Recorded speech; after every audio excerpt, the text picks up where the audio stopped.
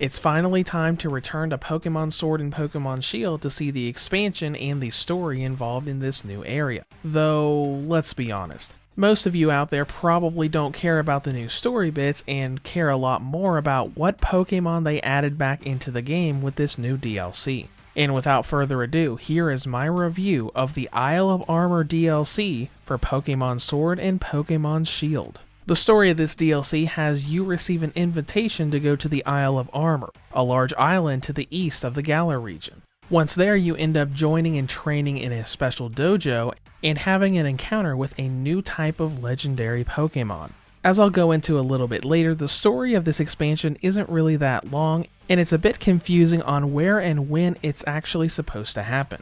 When you go there, everybody treats you like a nobody, even if you've already become the new champion of the Galar region. And as far as the story itself, it's not too bad, though I will admit that the Pokemon Shield's new rival character does take a few too many anime cliches and ends up being more of an annoying character than an interesting one. Now let's get into the actual content of this expansion. Isle of Armor adds a new large wild area-like island with a storyline attached to it. But more importantly, about 100 Pokemon were added to the game from previous generations plus the new legendary. Now admittedly, a lot of the new additions are from Generation 1, but there are additions from pretty much the entire series, all the way up to the Lurantis and Rockruff evolutions from Sun and Moon. On top of these additions, they've also added NPCs and ways to bring in other region variants of Pokemon already in the game, like Alolan variants of Raichu and Marowak, and the Kanto version of Ponyta. Now, as far as the main story or quest itself, it takes you to different parts of the island on different trials and tasks for the dojo. This is a little similar to the island trials from Sun and Moon, but a bit more fetch questy as you're mostly just looking for items and don't really have that many battles you go through outside of the major ones at the end of the quest line.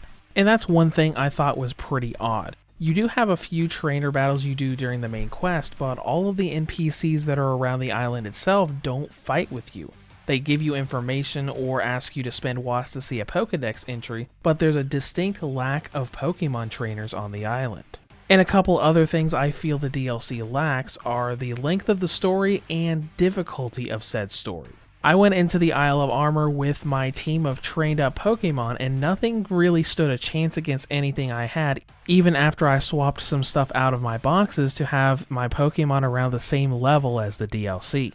So this begs the question of where are you supposed to be in the story when you access this DLC? You can actually go to the Isle of Armor when you first reach the wild area for the first time, but if you do that, you're going to be under-leveled as all of the Pokemon are around level 60.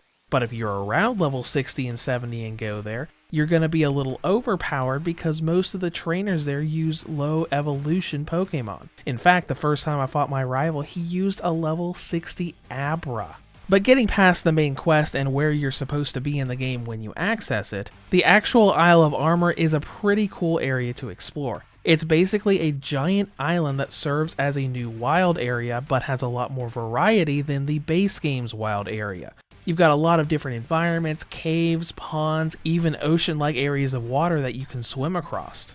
And the way they placed a lot of the Pokemon in the expansion is really just fun to see, especially when you're biking across the ocean and you see a Sharpedo pulling a Jaws and beelining it straight towards you. To be honest, that's what I loved about it, just wandering around and seeing, wait a minute, is that a Skarmory? Is that a Scyther? Is that Sharpedo chasing me across the water? Those sorts of things are just something that I found a lot of charm and fun in. And outside of the landscape itself, there are a few new features that you can unlock here. From NPCs that'll trade with you and ask for watts in exchange for information and rewards, to the Pokemon following you feature returning from the Let's Go games. Though the latter feature does have some restrictions on it. For right now, it can only be used on the Isle of Armor, and I haven't found any Pokemon that will allow you to ride on them versus just following you. And as all of this content wraps up, I mentioned that the story content wasn't really that long. My first trek through the Isle of Armor took me about 5 hours, which was all of the story missions, me exploring quite a bit, especially after I learned that I could catch Scyther and Lurantis in the new area, and grinding that new legendary to level 70 to do the final mission. In all reality, if you already had a bunch of experience candies and didn't have to do all of that grinding, you could probably clear all of the story missions in about 2 or 3 hours. And there's not really that much you can do after you clear the main story outside of looking for Pokemon. There is that side quest where you can look for hidden Digletts around the island, but it's definitely clear that the focus of this DLC expansion was catching the new Pokemon versus anything else.